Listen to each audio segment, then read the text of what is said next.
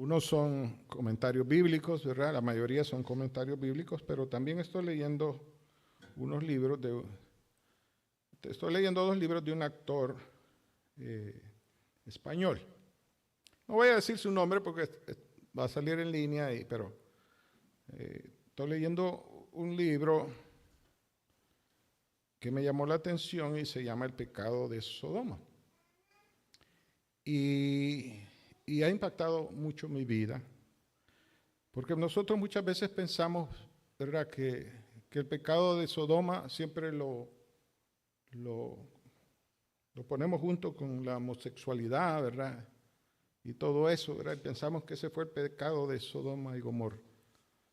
Déjeme decirle que eso nada más es la puntita del iceberg. Déjeme decirle que eso es como cuando usted ve una película y usted la ve ya casi al final, pues, ¿verdad? Usted nunca se va a dar cuenta, ¿verdad?, de lo que es el argumento de esa película. Usted vio la acción, ¿verdad?, lo último, que es cuando más emocionante se pone en la película, ¿verdad? Lo agarran a uno con la acción, pero se perdió por la razón de la película. Y yo creo que si nosotros vemos lo que le pasó a Sodoma y Gomorra, lo que describe en Génesis la Escritura, creo que nos vamos a quedar nada más con la última escena de la película. Gracias, Señor, por tu palabra. Gracias por tu bendición, Señor. Te pido, Padre bendito, que esto que traemos a la congregación edifique nuestras vidas, Señor, y que verdaderamente sepamos ser agradecidos contigo. Gracias por todo lo que tú nos das, Señor, porque como dice tu palabra, de tu plenitud tomamos todos, y gracias sobre gracia. Te doy gracias, Señor, por lo bueno que tú eres con nosotros, aunque no lo podamos entender a esa magnitud, pero tu palabra nos declara esa verdad de punta a punta, la misericordia que tú tienes con nosotros. Alabamos tu nombre, en el nombre de Jesús. Amén y amén.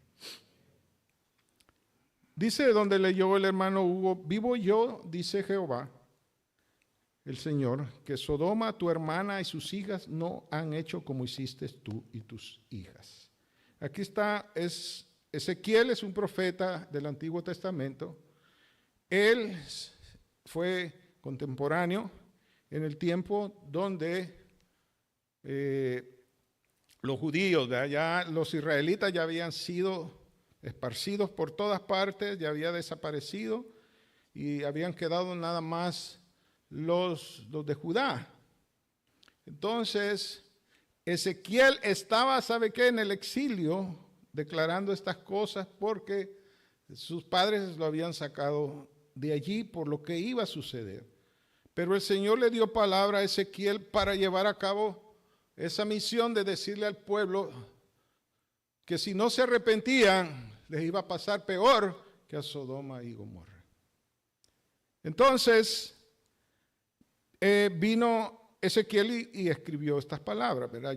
Vivo yo, dice Jehová, que Sodoma tu hermana y sus hijas no han hecho como hiciste tú y tus hijas. Otras traducciones dicen, hiciste peor que ellas. Y aquí que esta fue la maldad de Sodoma tu hermana. Entonces comienza Ezequiel aquí y comienza a describir lo que hizo Sodoma para lo que le sucediera, lo que le sucedió. ¿Saben qué le sucedió a Sodoma? ¿Alguien sabe? Fue destruida por completo, fue quemada, ¿verdad? Algunos dicen, ¿verdad?, porque realmente que fue fuego que cayó del cielo, que fue un cometa, dicen por ahí, ¿verdad? Otros dicen que no, que fue un terremoto, y como era un lugar donde hay mucho asfalto, ¿verdad?, en el subsuelo, y hay muchos gases, que hubo un terremoto y estalló y todas las ciudades que estaban en la llanura fueron destruidas, ¿verdad? Dice, realmente la Biblia no especifica qué sucedió, pero muchos dicen que esto sucedió en un tiempo que hubo un terremoto en esa región. Ok, pero yo creo que eso es lo menos que nos interesa el día de hoy. Cuando nosotros vemos el libro de Génesis, la destrucción de Sodoma y Gomorra, y llegamos a la conclusión de que Dios la destruyó por ser una de las ciudades donde se practicaba inmoralidad sexual, pienso que este relato, como les dije, es nada más el final de la historia. Pues sí, como cuando vemos, como les dije, una película, ¿verdad? La vemos a medio andar o ya casi al final, no nos damos cuenta verdaderamente qué es lo que es en sí la película. Y creo que eso es lo que muchos saben de lo que Dios hizo o por qué Dios destruyó a esas, porque no fueron solo 2 ciudades, fueron 5 ciudades por todas. Dice que las ciudades de la llanura del Mar Muerto, incluyendo a Sodoma. Entonces, la advertencia inicial, como les dije, del profeta Ezequiel al pueblo de Judá, antes de ser destruida, su ciudad y los que vivían en ella, y ser llevados al exilio. Dios hizo una comparación a Sodoma diciendo que ni Sodoma hizo los pecados que hicieron los judíos. Si pensamos que Sodoma fue destruida por un reducido concepto de pecado homosexuales, ¿verdad? Porque dice que así era, había una depravación sexual allí. Ezequiel se toma el cuidado, ¿sabe qué? De darnos un resumen por el cual esa ciudad fue destruida por Dios. La maldad de Sodoma es un proceso que progresivamente, bueno, vale la redundancia, ¿verdad? Progresivamente se ha ido deteriorando moralmente, y como primer aspecto de ese proceso, ¿sabe cuál fue lo primero que sucedió? Ahí nos dice, ¿verdad, Ezequiel? Que fue la soberbia. Soberbia, la palabra que la Biblia que estamos usando, ¿verdad? La Reina Valera, la que ponemos y proyectamos ahí, la palabra que se traduce como soberbia, la palabra en hebreo es gaón.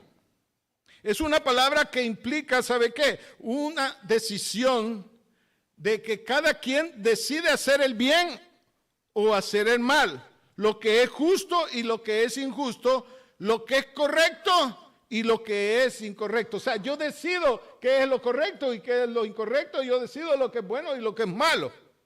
Esa es una persona soberbia, esa es la palabra gaón. No se determina lo que está bien o lo que está mal conforme a lo que Dios dice, sino a lo que yo pienso. Supuestamente a mi idea. Y es por eso que si esto fuera poco, mejor dicho, este fue el pecado original de Adán y Eva. La serpiente le dice: no va a pasar nada, tranquilo, come del fruto, no te va a pasar nada. Lo que va a pasar es que vas a ser igual a Dios, que se te van a abrir los ojos, ¿verdad? Y vas a conocer el bien y el mal. Y es cierto, conocieron el mal, pero lo conocieron del lado de ellos.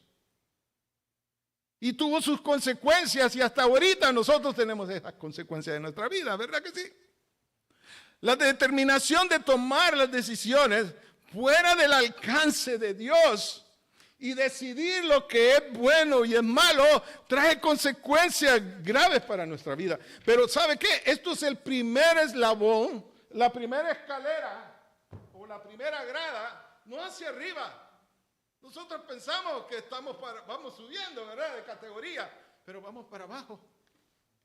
Y ese es el problema, que no nos damos cuenta que vamos hacia abajo. Dios hizo una comparación a Sodoma diciendo que ni Sodoma hizo los pecados que hicieron ustedes. Entonces, Ezequiel dice que cuando se toman las decisiones con gaón, con soberbia, ¿verdad?, donde no hay una regla moral para decidir lo que está bien y lo que está mal, esta es la primera grada, como les dije, o el primer escalón descendiente del pecado de Sodoma. Como segundo escalón, hacia abajo, ¿verdad? Acuérdense que no crea que vamos hacia arriba, vamos hacia abajo. Es la saciedad de pan. O sea, la abundancia de pan, la abundancia de bienes. Pero podemos decir que esto es una bendición, ¿verdad? Claro, es una bendición tener abundancia, ¿o no? Y claro, es una bendición. Porque aquí no es que Ezequiel está contradiciendo lo que el Señor hizo con el pueblo de Israel, ¿verdad? ¿Qué les dijo? Los voy a sacar de Egipto y los voy a llevar ¿a dónde? A una tierra que haya abundancia, que haya leche y miel. O sea, queriendo decir de que iba a haber abundancia de alimento. Iba a ser una buena ciudad que ellos iban a vivir. Pero el problema no es la abundancia, hermano. Sino que como con soberbia decido hacer lo que está mal y está bien, ¿verdad? Entonces también decido mal lo que voy a determinar con mis bienes en abundancia, ¿verdad? Y yo decido lo que hago con ellas. Ese es el problema. Hay un ejemplo perfecto de Jesús.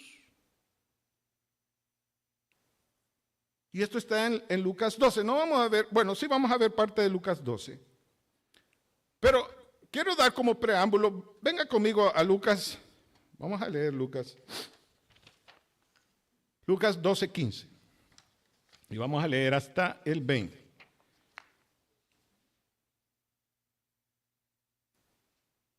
Como para que veamos, tengamos una big picture de qué es lo que está pasando aquí, lo que Jesús hizo. Dice que que había mucha multitud, pero llegaron 2 hermanos. Y que uno de los hermanos le dijo al Señor, dile a mi hermano, dice la Escritura, ¿verdad? Que parta la herencia conmigo. Y el Señor le respondió, ¿quién me ha puesto como juez y como partidor de herencia? Y le dice, y les contesta con una parábola, ¿verdad? Tremenda, una parábola tremenda que explica todo esto de la abundancia de pan. Ahora, ustedes conocen esta parábola, ya la voy a leer, muchos de ustedes la conocen. Lucas 12:15 dice, y le dijo, mirad y guardad de toda avaricia, porque la vida del hombre no consiste en la abundancia de los bienes que posee. También le refirió una parábola diciendo, la heredad de un hombre rico había producido mucho. Y él pensaba dentro de sí diciendo, ¿qué haré? Porque no tengo dónde guardar mis frutos. No tengo tanta abundancia que tiene, ¿verdad? Qué bueno. Y dijo, esto haré. Derribaré mis graneros y los edificaré mayores. Allí guardaré todos mis frutos y mis bienes. Y diré a mi alma, alma, muchos bienes tienes guardados para muchos años. Repósate, come, bebe, regocíjate. Pero Dios le dijo, necio, esta noche viene a pedirte tu alma.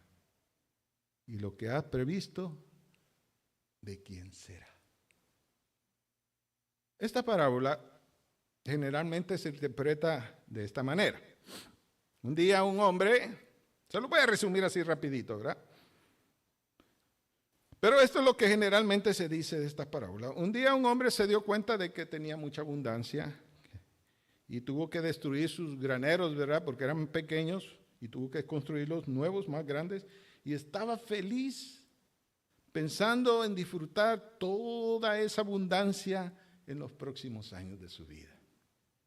Pero no se dio cuenta que esa misma noche se muere y no disfrutó nada. Hay que aclarar una cosa aquí, hermano, que esta parábola, si usted la entiende así, se quedó cortito.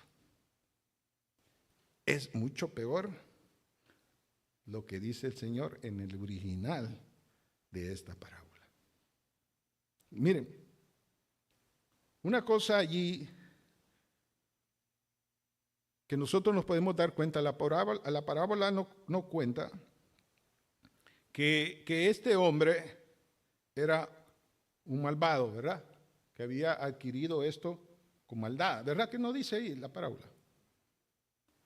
Tampoco no dice que era un explotador,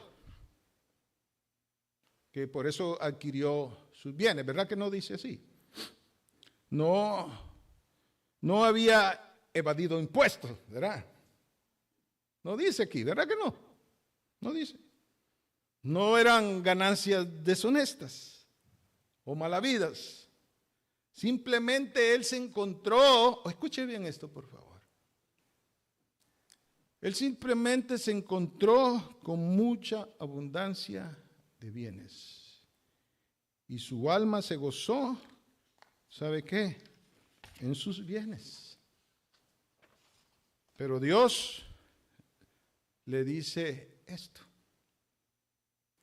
¿Sabe que la palabra necio es una palabra bien, como muy bonita para lo que el original verdaderamente dice? Si yo les digo que el original dice, eres un tonto, también se queda como muy suavecito lo que quiere decir. Pero la mejor la traducción en griego, ¿verdad? Podríamos decir este sentido mucho más profundo. Eres un verdadero tonto porque tú crees que tienes las cosas y que vas a ser feliz por la abundancia de tus bienes y alimento. Hoy, ¿sabes qué? Las cosas piden tu alma. Es más profundo eso, ¿verdad? Las cosas piden tu alma. Porque no es que tú las tienes, ellas te tienen a ti. Porque has perdido tu alma. Eso es lo terrible, ¿sabe qué? De esta palabra. Vivimos, hermano, en un país donde la abundancia material ilusiona a muchos, ¿verdad? Hermano, yo vine a este país diciendo, yo en 6 meses me voy a mi país. ¿Verdad? ¿A quién no le ha pasado eso? Yo dije, ¿sabe qué? Me quedo 1 año máximo y me voy. Y me fui. Pero a los 7 meses regresé. Y desde entonces, ¿sabe qué? Ya no me volví a ir.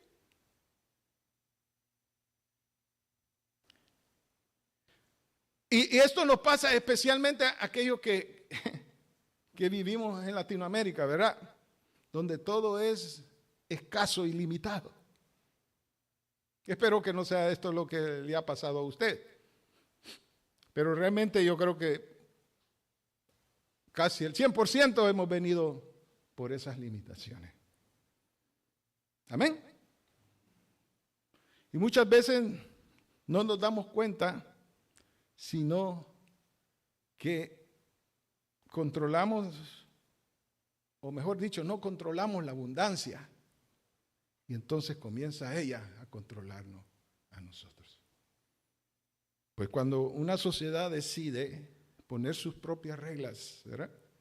Morales y justas, y piensa que porque posee mucho, ¿verdad?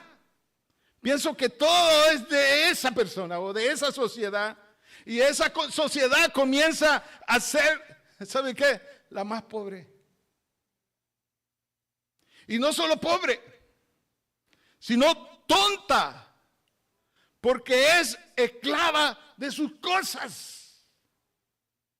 Las cosas que todo ser humano posee, hermano, hermana en Cristo, niño, joven, adulto, viene de Dios. Porque todo es de Él. Y cuando el hombre o la mujer piensa que todo lo que tiene es nada más que para él, o por su esfuerzo, o por su inteligencia, ¿verdad? Se vuelve tonto. Porque las cosas toman, ¿sabe qué? El control de su alma. como uno ya verá, decidió lo que está bien y está mal, ¿verdad? Acuérdense que ese es el primer eslabón. Y decide que lo que más importa es lo material. Y lo material que el problema de lo material nos da una supuesta felicidad, ¿verdad que sí? Todos soñamos con una casa grande, maravillosa, preciosa, un buen carro, pero nos damos cuenta que con el carro pasamos menos tiempo, pero ahora hay hasta 7, 8 años, hasta 9 años pagando un carro, y cuando venimos a quererlo a vender, ¿verdad? Ya no sirve, a medio camino de los pagos se nos arruinan los carros, ¿verdad? O pasamos 30 años supuestamente viviendo en nuestra casa, pero si usted se atrasa 2, 3 meses se la quitan. Yo no les estoy, miren, no piensen que es cuando la abundancia controla su vida. Ese es el problema. De la soberbia baja a la abundancia de pan y material, y de lo material baja a la abundancia de ocio. Supuestamente, ¿verdad? Ya tengo control de mi vida, ¿verdad? Así somos. Ya tengo dinero, ya tengo control de mi vida, tengo control de las cosas. Hoy pienso que tengo el control de mi tiempo. Y digo esto, ¿verdad? Para aquellos que le molestan, mi tiempo, mi espacio, ¿verdad? ¿Verdad que así somos? No me molestes, este es mi tiempo, ¿verdad? Y una de las cosas, hermanos, que noté, ¿verdad? Cuando vine la primera vez a este país, nomás salimos del aeropuerto con mis hermanos, ¿verdad? Que iban conmigo, que me recibieron. Fue la primera sensación que yo tuve, es que todo corría. Salimos de la rampa del parqueo y ¡fum, fum, fum, fum! Los carros, ¿verdad? Eso fue la sensación. Y íbamos en el expressway, ¿verdad?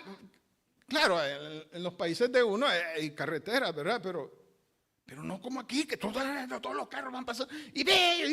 Híjole, hermano. Todo corre así. ¿Verdad que sí? Usted en este país, usted se siente... Vi un video ahí de un muchacho que dice, mi día libre, y sale con un café afuera, ¿verdad? Y comienza a tomarse su cafecito. Y cierra los ojos y le hace... Y los abre y ya estaba de noche. Es el día libre. Se va pero volando, hermano. ¿O no? Vivimos en una sociedad rodeada, hermano, de tecnología, que supuestamente eso nos va a facilitar la vida, ¿verdad? Y nos proporciona más tiempo. Pero nos damos cuenta que hoy, más que nunca, hermano, más que nunca, no tenemos tiempo para nada. Hemos acordado, ¿verdad? La distancia con aviones, con carros, con teléfonos, con celulares, ¿verdad? Computadoras. Pero lo menos que tenemos es tiempo. El tiempo nos apremia. Siempre mi esposa me está diciendo, apúrese que ya es tarde. ¿Verdad? No le pase eso a usted. Siempre el tiempo nos gana. ¿Por qué? Eso es una buena pregunta, hermano. Nosotros tenemos que ser conscientes de eso. Porque administramos, ¿sabe qué? Mal el tiempo. Siempre vivimos pensando que el tiempo es nuestro. Y pensamos que lo podemos controlar todo. Y decimos, hoy tuve tiempo para mí. O también, ¿sabe qué? Muchas veces eso es mentira. Y colapsamos, ¿verdad? Entonces decimos, bueno, ya estuvo. Mejor no hago nada. Y decidimos, ¿sabe qué? Tomar el tiempo metidos en el internet, en las redes sociales, la computadora, Esa caja, bueno, ella es una cajita delgadita, la televisión, ¿verdad? Y pasamos horas y horas, ¿verdad? Eso no le pasa a nadie aquí, ¿verdad? Amén. A nadie le pasa eso aquí, amén. Pero no nos damos cuenta que somos presos del sistema de valores que va en decadencia. Y ese es un problema. Hermano, yo quiero que ponga atención. Yo sé que esta palabra va a ser un poquito dura para nosotros, pero va a traer, ¿sabe qué? Un regocijo en nuestra vida. Lo terrible de los países, sociedades o personas individuales, porque esto, hermano, no solo pasa en una sola sociedad, esto pasa individualmente en personas, ¿verdad que sí? Es que nos damos cuenta y comenzamos a caer en el pecado de Sodoma. Pensamos que controlamos todo y todo eso nos va, ¿sabe qué? Cuando nos damos cuenta, se nos va de nuestras manos. Yo decido lo que está bien o está mal, sin darme cuenta que el mal me está acechando. Yo decido o tomo el control de mis bienes y pienso que solo son para mí y para los míos, sin pensar que ellos están tomando el control de mi alma, de mi vida, de mis pensamientos, de mi emoción, de mi identidad. Por tener o pensar así, ya no tengo tiempo para nada en mi vida. Y viene el siguiente nivel descendiente. Y dice la escritura ahí de Ezequiel, y no fortaleció la mano del afligido y del menesteroso. Como sin darnos cuenta, ¿verdad? Vemos que todo se nos escapa de nuestras manos. ¿Sabe qué? Comenzamos los seres humanos a perder la sensibilidad de las necesidades ajenas.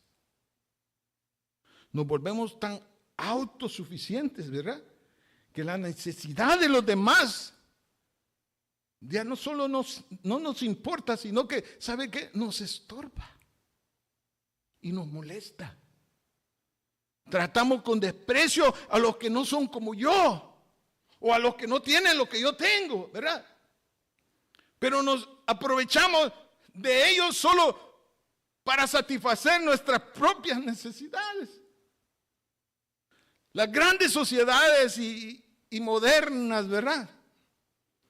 Países poderosos van en dirección a poner como leyes humanas, ¿verdad? Supuestamente leyes humanas a la eutanasia. Usted sabe qué es la eutanasia, ¿verdad? Aquellas personas que sufren, que se quieren, porque están sufriendo, hay que quitarles la vida. O el aborto, pues. Es un derecho. No, pero las grandes sociedades, si las grandes sociedades, los grandes países no cumplen con estos derechos, estamos mal. El desprecio a los ancianos, encerrarlos en asilos o como aquí le llamamos bonito, ¿verdad? Nursing home. Mantener a naciones expuestas a la extrema pobreza para mantener ideologías, ¿verdad?, de gobiernos nefastos que siempre han sido, ¿sabe qué? Gobiernos fallidos. Usted sabe de lo que estoy hablando. Esto es lo que usted oye en el internet. Esto es lo que vemos todos los días en nuestra vida. ¿Verdad que sí? ¿Quién fortalece al verdadero necesitado? ¿Quién fortalece al verdadero afligido? Al que no tiene nada. ¿Quién? ¿Sabe? Este país es grande porque es un país multicultural. ¿Verdad que sí? Usted ve, mire, yo tengo vecinos ahí, americanos blancos con morenos, ¿verdad? Negros. Del otro lado veo hispanos con americanos. Por allá veo chinos con americanos, ¿verdad? Cultural, multicultural. Vivimos en una sociedad así, hermano. Este país es grande por ser multicultural. Todos somos inmigrantes en esta nación, ¿verdad que sí? Todos somos inmigrantes. Y nosotros mismos nos estamos, ¿sabe qué? Persiguiendo. Nosotros mismos nos estamos despreciando. ¿Verdad que sí? Me molestan.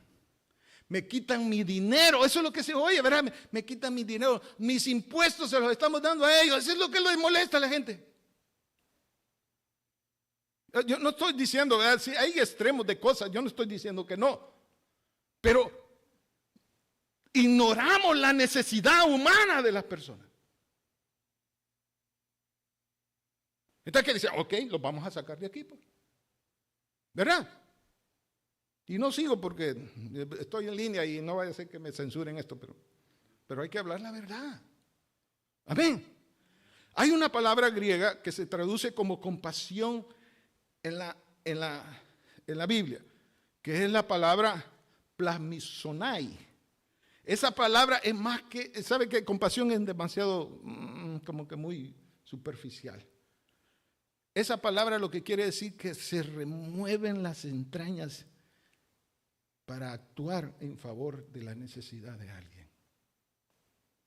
Jesús muchas veces se le removieron sus entrañas y actuó siempre a favor del necesitado. ¿Verdad? Sanó a miles, hizo milagros a miles, alimentó a miles. Y la palabra que usa la Escritura para describir lo que al Señor le llenó para hacer estas cosas fue plasmisonai. No fue como en día, ¿verdad? O mejor dicho, hoy en día.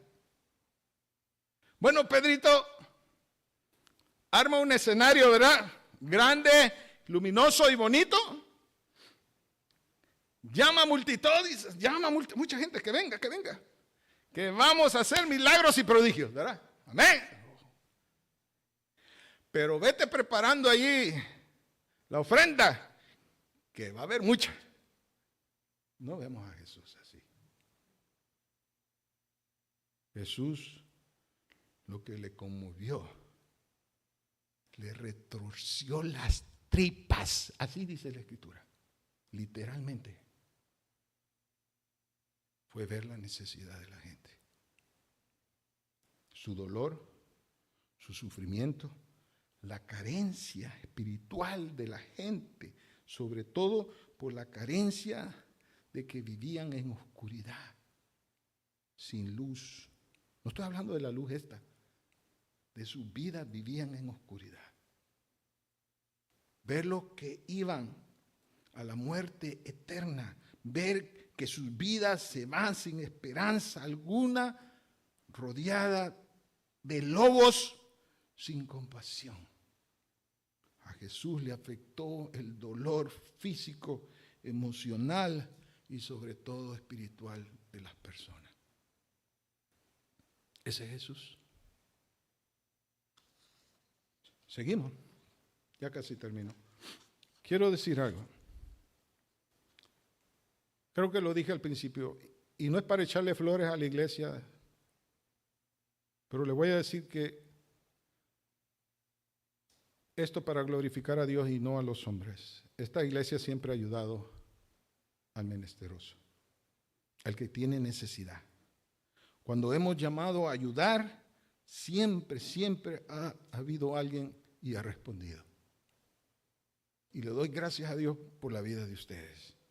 Mire, somos poquitos en esta iglesia, pero siempre que ha habido una necesidad, siempre hemos soltado la mano. Amén. Y veo lo que Dios está haciendo en la vida de ustedes. A pesar de que no tenemos la abundancia, mire, mucho, como hace muchos años atrás que teníamos abundancia, nunca hemos dejado de ayudar a alguien.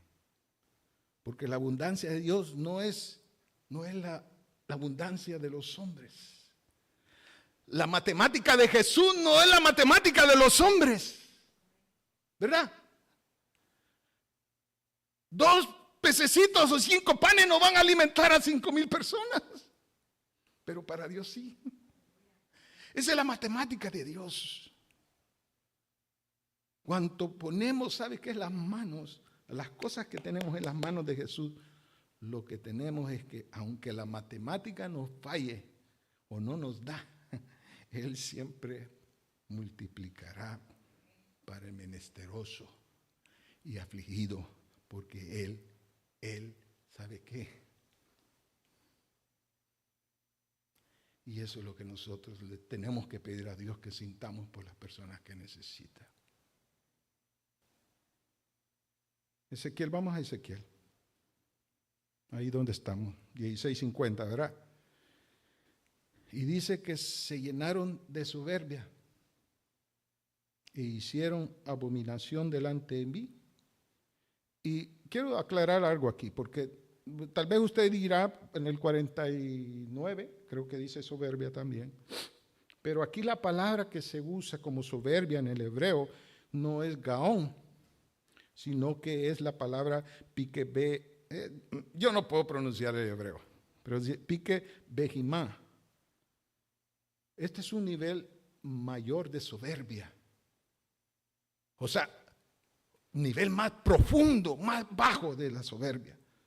No es el inicio, ¿verdad?, de que yo tengo deseos de hacer las cosas como yo quiero, sino que esto es peor que eso, porque va incluido lo que decido yo, sí, pero también, ¿sabe qué? Pierdo la brújula de mi vida, del tiempo, pierdo la sensibilidad de mi corazón a la necesidad ajena. Lo que yo hago es, ¿sabe qué? Es un dogma, es una ley, no tiene nadie que refutar lo que yo digo y hago. Esa es la peor soberbia. Hay de aquel que diga, ¿verdad?, lo contrario a lo que yo digo y pienso. Y digo que bueno o es malo. Este punto es el punto más crítico, porque el hombre aquí ya no escucha, ¿sabe qué? Razón alguna. Y eso es un problema. Eso es gravísimo, hermano. Eso es gravísimo. Vamos, venga conmigo a 2 de Timoteo 4:1. Voy a ir lo más rápido que pueda. Ya casi ya termino. ¿Sabe que el hermano leyó también Timoteo, verdad? Timoteo 1, 2 de Timoteo 1. ¿Sabe que esta es la última carta que escribió Pablo? Esta es la última carta. Y esta carta era una carta a Timoteo, un líder cristiano, pastor de una iglesia. Y le estaba advirtiendo, porque ya era su última carta, y le estaba advirtiendo, ya no era ya doctrinas, enseñanzas doctrinales, sino que era manera en que él tenía que actuar, porque el tiempo se le apremiaba a él. Y dice en 2 de Timoteo 4:1, venga conmigo a 2 de Timoteo 4:1. Le dice, te encarezco delante de Dios y del Señor Jesucristo, que juzgará a los vivos y a los muertos, y a su manifestación y en su reino. Que predique la palabra y que insistas a tiempo y fuera de tiempo. Redarguye, reprende, exhorta con toda paciencia y doctrina. Porque vendrá tiempo cuando no sufrirán la sana doctrina, sino que teniendo comezón de oír, se amontonarán, maestros conforme a sus propias concupiscencias, con sus propios deseos carnales malos, y apartarán la verdad del oído. No les gusta escuchar verdades, y se volverán a los cuentos, a la fábula, que eso es lo que le encanta a la gente escuchar. Pero tú, dice, sé sobrio en todo, le dice a Timoteo, soporta las aflicciones, haz obra de evangelista y cumple tu ministerio. Palabra fuerte, ¿verdad? Hermano, ha llegado ese momento a esta sociedad en que vivimos, que le gusta oír nada más lo que le conviene, ¿verdad? Y les estorba la verdad. Están dispuestos a oír los chismes de los famosos, ¿verdad? Ay, sí, híjole, ¿viste lo que le pasó a la Talía? ¿Viste lo que le pasó a la otra? Ay, estamos bien atentos, ¿verdad? Poner atención a las fábulas, a los cuentos, a las falsas noticias del internet. Hermano, ya se lo he dicho mucho. No ponga atención a todo lo que dice el internet, que la gente le gusta. Mire esto, ¿ve? Que usted le dé esto, ¿ve? Like. Eso es lo que a la gente le gusta y no importa lo que pone allí. Porque se sienten que con eso ellos se llenan.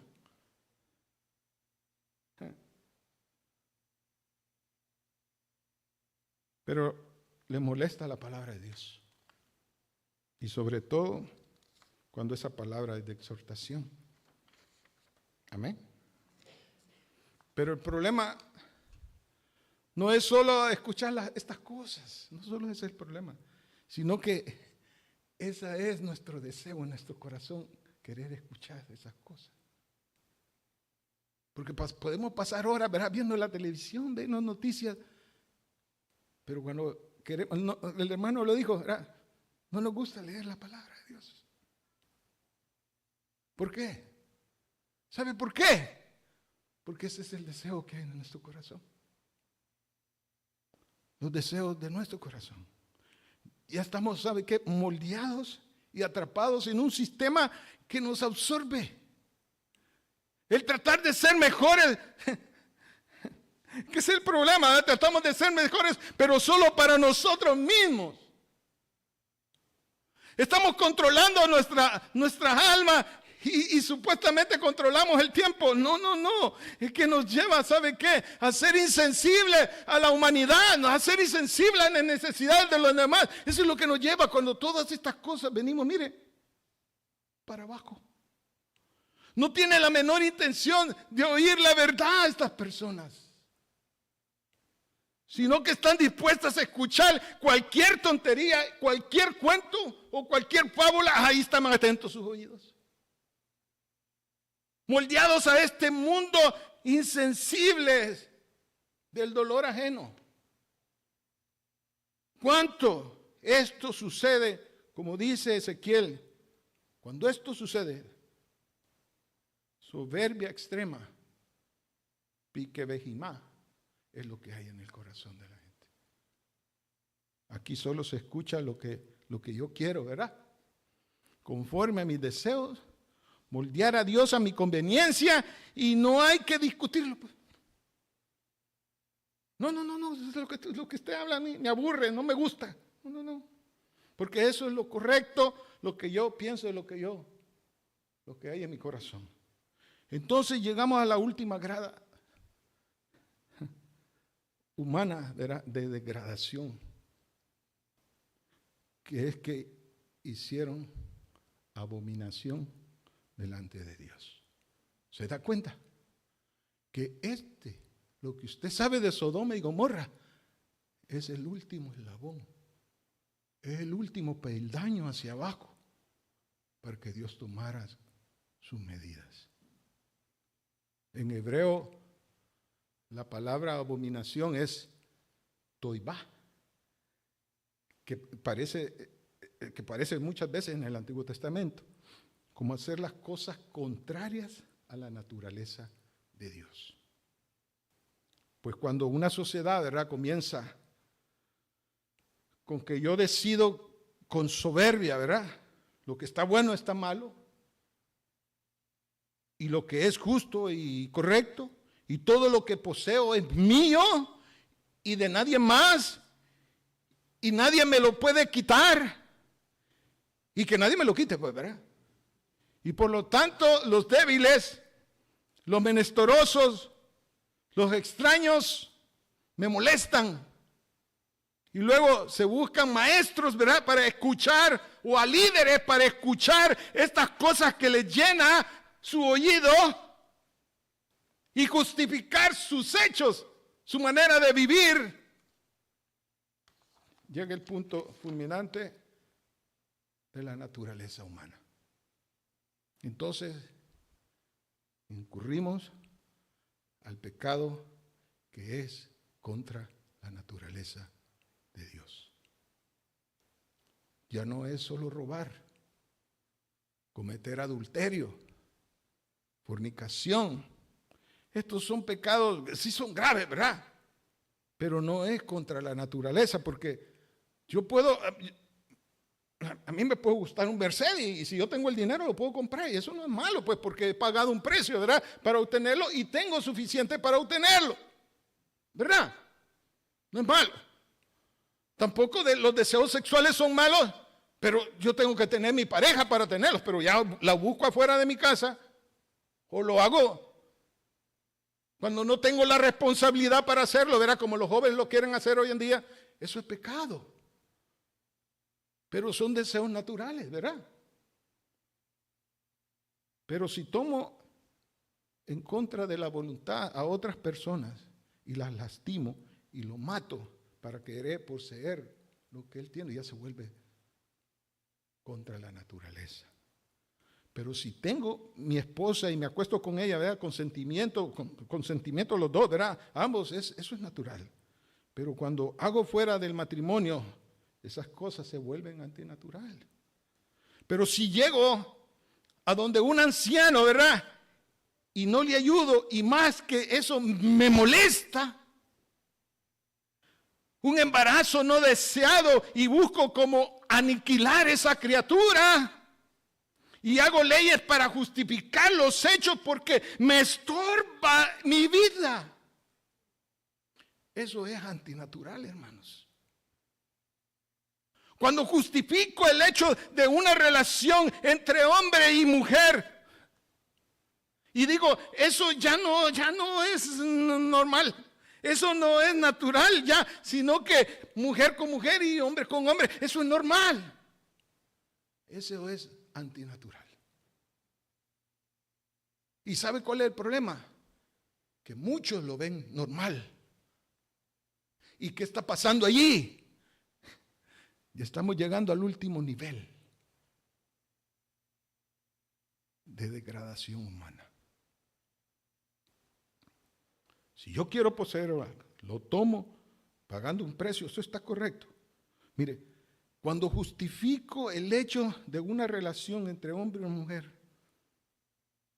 y digo, no, esto no está bien, sino que mejor me busco un hombre o me busco otra mujer o una mujer otra mujer. Hermano, hoy hasta quieren ver normal animales con personas. Yo quiero que se dé cuenta, mire, yo sé que hay niños aquí, escuchan estas cosas, pero esa es la sociedad en que usted y yo vivimos. Y yo quiero que usted abra los ojos y se dé cuenta a dónde nos lleva la vida que llevamos si no ponemos a Dios. La toibá es lo peor que le puede pasar al ser humano. De decir que hombre con hombre es natural y es normal eso. Y mire, hoy los derechos humanos, hermano, son para los criminales. Pero la gente honesta, honrada que va a trabajar, ni se acuerdan de ellos, pues. Antinatural. Y puedo seguir, etcétera, etcétera, y decirles un montón de cosas. Pero la sociedad ha llegado, ¿sabe qué? Al último peldaño. Y Dios dice, eso es lo terrible, que Dios dice. Esto es lo que le pasó a Sodoma. Soberbia, Gaón. Saciedad de pan, abundancia de materiales, de cosas materiales, de pan. Abundancia de ocio. Tuvieron ella y sus hijas. Y no fortaleció la mano del afligido y del menesteroso. Y se llenaron de soberbia. Piquebejimá, es una palabra hebrea, pero no es la misma de la soberbia al principio. Y hicieron abominación, o sea, toibá delante de mí. Y cuando lo vi, lo quité. Cuando la sociedad llega al extremo de degradación humana, al último peldaño que es el sexto, mire, para aclarar, es el sexto peldaño hacia abajo. Dios no pasa por alto estas cosas. Dios no tiene los ojos cerrados. Dios tiene misericordia. Pero dice que Él llega un momento que las quita. Él aniquila esa sociedad, Él aniquila esas naciones, Él aniquila esas personas. Mire, yo podría quedarme aquí y ya terminé la predicación. Pero quedaría inconclusa. Porque ¿sabe qué, hermano? Dios tiene la última palabra. Vamos al final. ¿Sabe qué? Si usted quiere saber el final de la historia, lea Génesis 18, capítulo 18 y capítulo 19 y usted se va a dar cuenta lo que sucedió con Sodoma y Gomorra. Pero allí hubo un hombre que Dios dejó o puso Dios para que intercediera por Sodoma y Gomorra. ¿Sabía usted eso, verdad? ¿Sabe quién fue? Fue Abraham, ¿verdad? Que intercediera por las ciudades de la llanura. Abraham, cuando oyó que Jehová iba a destruir estas ciudades, le dijo, ¿vas a destruir a justos con los impíos? Y si hay 50 justos, ¿no los destruirás? Y Dios le dijo, no los destruiré. Pero como él sabía que no habían 50 justos allí, comenzó a bajar de 5 en 5, ¿verdad? Y si hubieran 45, y si hubieran 40, si hubieran 35, llegó hasta 10. Y el Señor le dijo lo mismo. No la destruiré. Entonces Abraham se dio cuenta que allí no había, pero ni uno justo. ¿Sabe por qué le digo esto? Porque Dios rescató a Lot, al sobrino de Abraham, ¿verdad? Y a su esposa y a sus 2 hijas. Y iba a rescatar hasta los maridos de sus hijas, pero se burlaron de ellos y se quedaron ahí. ¿Verdad? ¿Sí sabe esa historia? Por eso le digo, léela y no me voy a entretener ahí porque si no ya no termino. Pero yo quiero llegar a un punto, hermanos. La mujer de Lot no era justa, ¿verdad? Volteó a ver hacia atrás. ¿Y qué le pasó? Se hizo una estatua de sal, dice la Escritura. Porque su corazón, él iba para afuera, pero su corazón quedó allá. Las hijas de Lot y Lot no eran tan buenos, ¿verdad? Porque ustedes saben lo que sucedió con él y sus hijas. Y ya no lo digo porque aquí hay personas. Por eso les digo, vaya a la Escritura para que sepa lo que sucedió. No había ni uno bueno.